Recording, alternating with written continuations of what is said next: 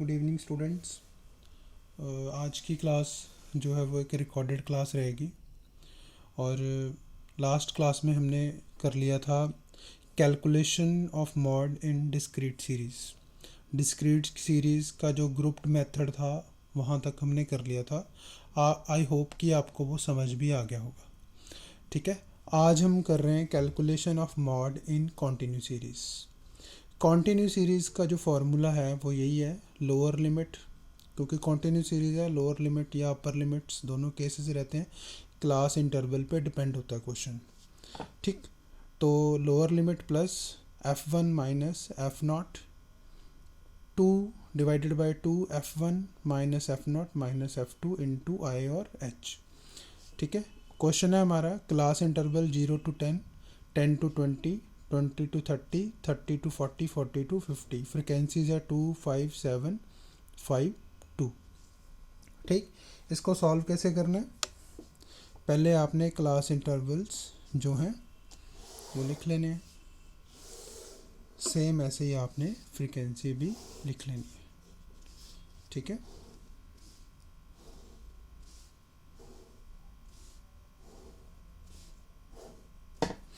First आपका class interval है 0 to 10 और उसकी फ्रीक्वेंसी है 2। 10 to 20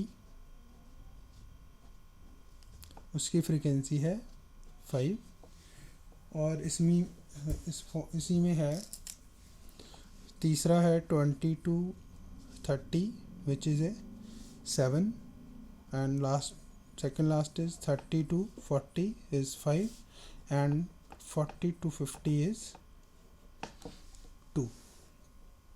ठीक है, आई होप आप इसको चाहे तो पॉज करके लिख भी सकते हैं।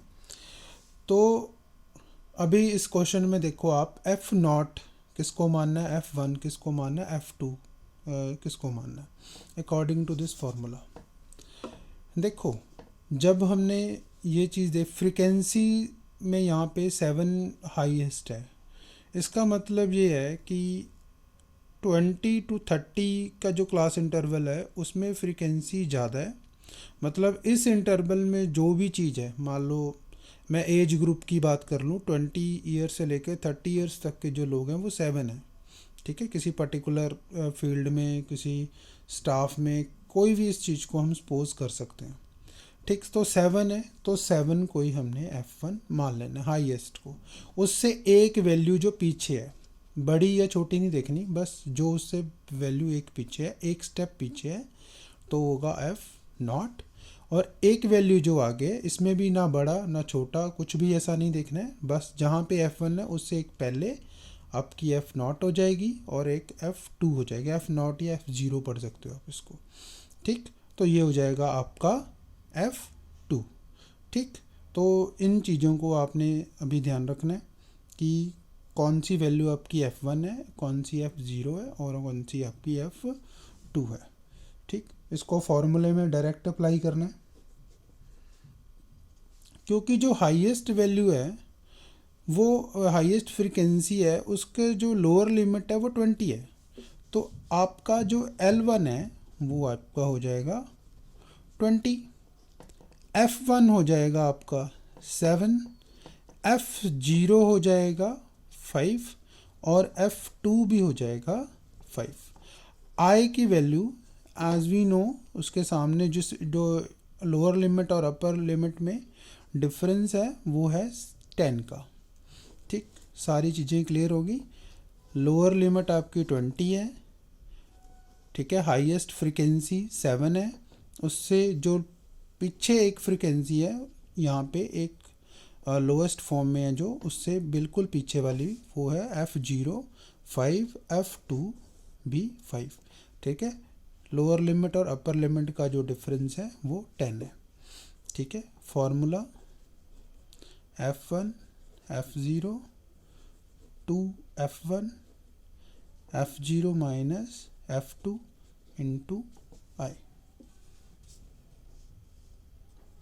ठीक, इसको सॉल्व करते हैं। यहाँ पे आ गया 20, f1 की वैल्यू है 7, f0 की 5, 2 को f1 7 से और 5 फिर 5। क्यों? क्योंकि F0 भी 5 था, F2 भी 5 था, ठीक, इंटू 10।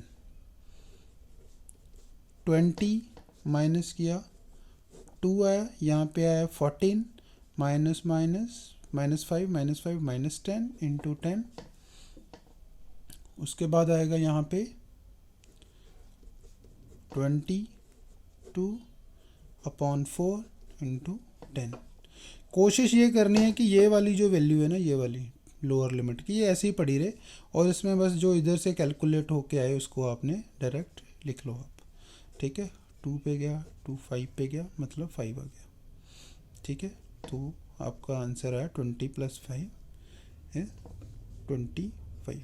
तो मॉड आपका आ गया यहाँ पे 25, ठीक। I hope you understand. देखो मैं रिपीट कर रहा हूँ क्वेश्चन, फार्मूला आपने ये अप्लाई करना है कॉन्टिन्यू सीरीज़ के लिए, ठीक है। अप्लाई ये डिस्क्रीट में भी होता है, बट इतना ज़्यादा वैल्यूएबल नहीं है, वहाँ पे पूछा ही नहीं जाता एग्ज़ाम में कभी भी, ठीक है। क्लास इंटरवल था 0 से 10, 10 to 20, 20 30, 30 to 40, 40 to 50। वैल्यू देखनी है फ्रीक्वेंसी में कौन सी बड़ी है, ठीक है। फिर उस बड़ी वैल्यू के बिल्कुल सामने लोअर लिमिट, उसके ऊपर वाली F0, उसके आगे वाली F2 वैल्यू।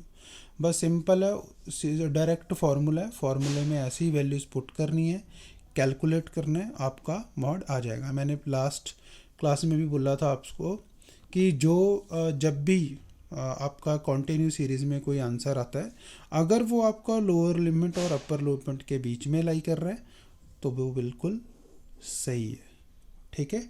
आई होप आपको ये क्वेश्चन समझ में आया होगा।